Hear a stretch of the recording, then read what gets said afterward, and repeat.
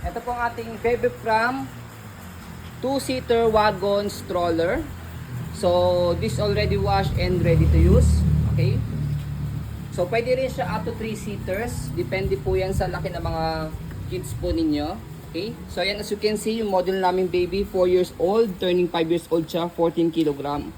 So, kayang-kaya po siya. Isa pa lang. So, possible talaga for 2-seaters siya. Pag medyo maliit yung baby po ninyo, 3-seaters, pwede po. Okay? Size. So, aluminum po yung kanyang body frame. So, ito po yung size po niya. Lapit natin dito yung haba. Yung kanyang haba is 86-87. Yung lapad niya, ayan, is 46-47. Okay?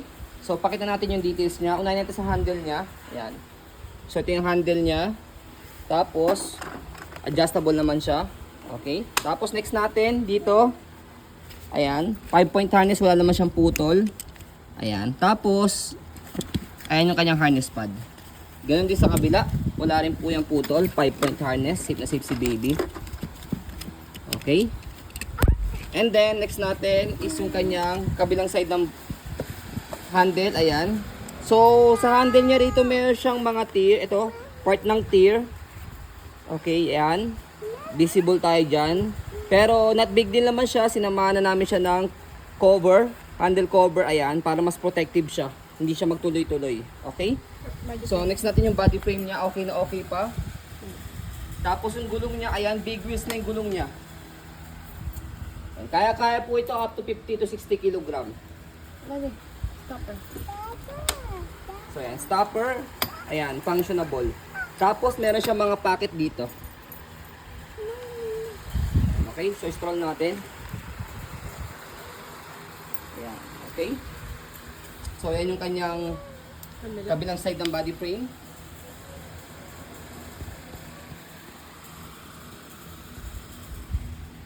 Okay. Ayan, ayan yung kabilang side ng gulong niya. Okay, so smooth siya. Yung maneuver yan as you can see. So, bihira lang kami magkaroon ng mga wagon stroller. So, grab nyo na po ito. Okay, paunahan na lang po sa mga nagpapahanap po sa amin. And then, yung color niya is brown. And then, para siyang merong slightly fade. Sobrang slight lang, halos hindi na siya pansin.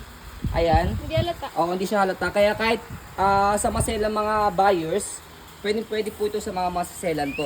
Kasi syempre maselan din po kami. Ayan.